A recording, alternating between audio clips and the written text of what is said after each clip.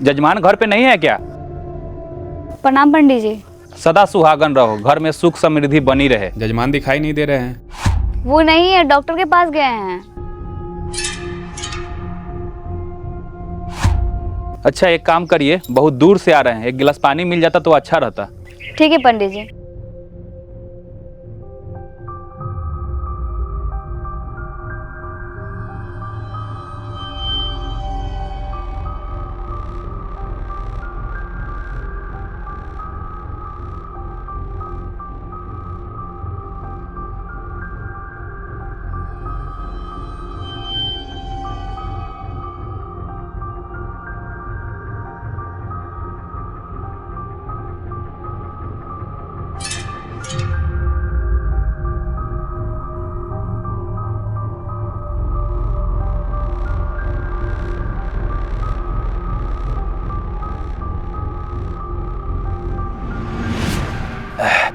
भगवान आप पर कृपा बनाए रखे। जी पंडित जी।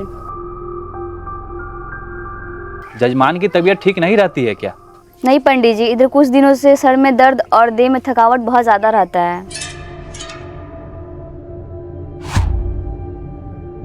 अब करवा चौथ का व्रत और तीज का व्रत नियमित करती हैं या नहीं?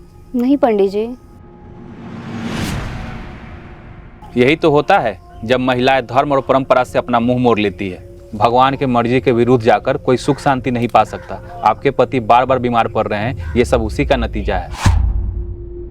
करवा चौथ और तीज का व्रत करने से पति की आयु बढ़ती है, हर बुरी नजर प्रकोप से लड़ने की शक्ति मिलती है। सच में ऐसा होता है क्या? हाँ बिल्कुल। पंडित जी क्या करना होगा इसके लिए? देखो, तीज और करवा चौथ का व्रत आपको ही रखना पड़ेगा। मैं तो बस विधि बता सकता हूँ, और एक छोटा सा पूजा भी रखना पड़ेगा। ठीक है पंडित जी, लेकिन ये पूजा कब करना होगा? जितना जल्दी कीजिएगा उनके लिए अच्छा होगा। ठीक है पंडित जी, कल ही करा दीजिए पूजा। तो अभी के लिए बाबा को 1051 रुपए का दक्षिणा देना होगा। रुकी पंडित जी, देखती हूँ।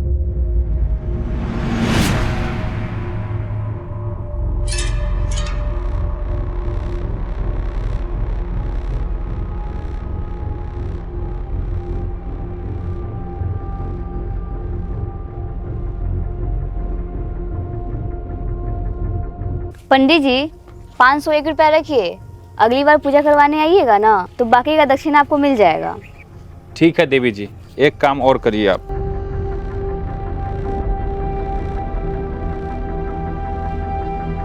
इसमें हमने पूजा का सारा सामग्री लिख दिया है, इसको मंगवा लीजिएगा। कल हम इसी समय आएंगे और पूजा करवा देंगे। ठीक है पंडित जी। ठीक है, कल पूजा का सामान मंगा कर रखिए, इसी समय हम कल आएंगे। ठीक है पंडित जी, प्रणाम।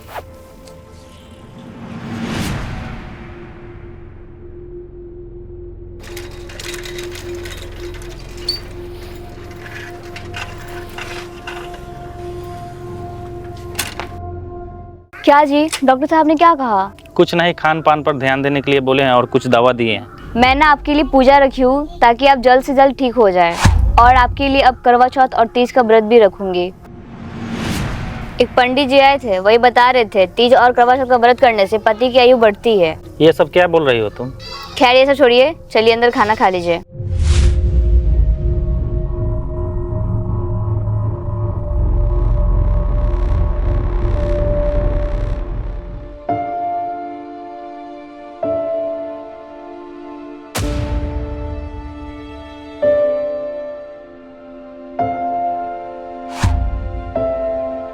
देखो, हम आज तक तुम्हें किसी चीज के लिए मना किए हैं, इसके बावजूद तुम मुंह फुलाकर बैठी हो। अगर व्रत से उम्र बढ़ती तो डॉक्टर या हॉस्पिटल की जरूरत नहीं होती। ये बात तुम्हें क्यों नहीं समझ में आ रही है?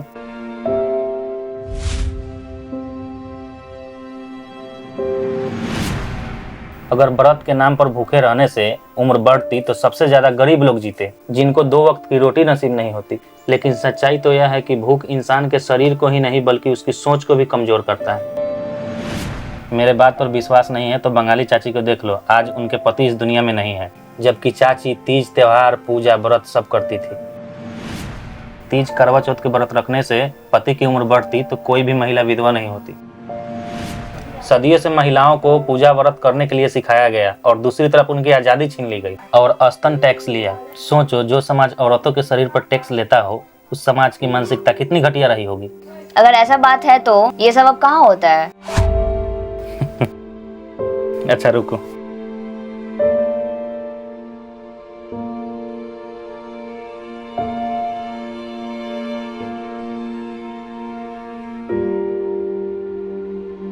ये सब अधिकार बाबा साहब ने अपने संविधान में दिया है, क्योंकि बाबा साहब समानता चाहते थे। क्या तुमने कभी सोचा है कि पति पत्नी की सलामती के लिए कभी करवा चौथ का व्रत क्यों नहीं रखता? क्यों? क्योंकि आज भी पुरुष समाज महिलाओं को अपना गुलाम समझता है। अच्छा रुको,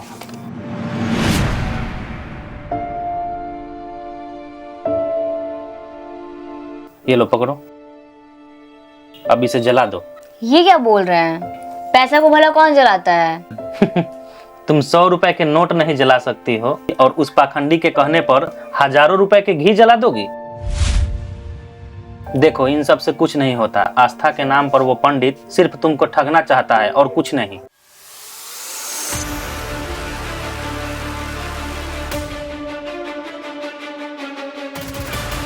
चलो मान लेते हैं कि तीज और करवा चौथ का व्रत रखने से मेरी उम्र बढ़ जाएगी और तुम मर गई, तो मेरा ख्याल कौन रखेगा?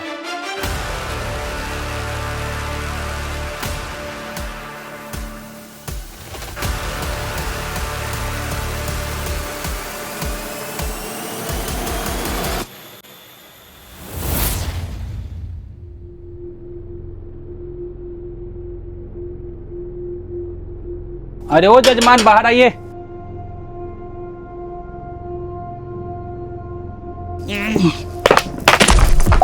अरे अरे पंडित जी, चोट तो नहीं लगा ना आपको? अरे जजमान, ये कौन टूटा हुआ कुर्सी रखता है अपने दरवाजे पर? अभी हमें कुछ हो जाता तो? अरे पंडित जी, ऐसे कैसे हो जाता? क्या आपकी पत्नी आपके लिए करवा चौथ और तीज का व्रत नहीं रखती हैं? आप ही तो कहे थे कि व्रत करने से पति की आयु लंबी होती है। ये तो श्रद्धा की बात है, जो श्रद्धा रखेगा उसका कल्याण होगा। पंडित जी, आपकी पत्नी पूरी श्रद्धा के साथ आपके लिए करवा चौथ और तीज का व्रत करती है ना? हाँ बिल्कुल।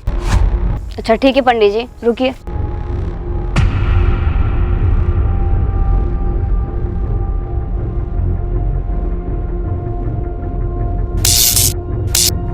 अच्छा पंडित जी, इसको छुइए तो। अरे इसे तो करंट लग जाएगा। अरे पंडित जी, मर थोड़ी जाइएगा। आपकी पत्नी सच्ची श्रद्धा से व्रत करती है ना? जिन महिलाओं ने आज तक व्रत नहीं किया, उनके पति तो अभी तक मर जाने चाहिए। मैंने तो बहुत महिलाओं को देखा है पूजा और व्रत करते हुए, तभी भी उसकी पति बीमार होकर इस दुनिया से चले जाते हैं। वो सब तो भाग्य की बात है। क्या बात है पंडित जी, एक तरफ तो बोलते हैं कि काल भी उसका क्या करे जो भक्त है महाकाल का, और जब कोई मुसीबत या घटना घटता है तो बोलते हैं कि भाग्य में लिखा था। मतलब कोई अच्छा काम होता है तो भगवान को श्रेय दे देते हैं, और कोई बुरा काम होता है तो भाग्य के सहारे फेंक देते हैं।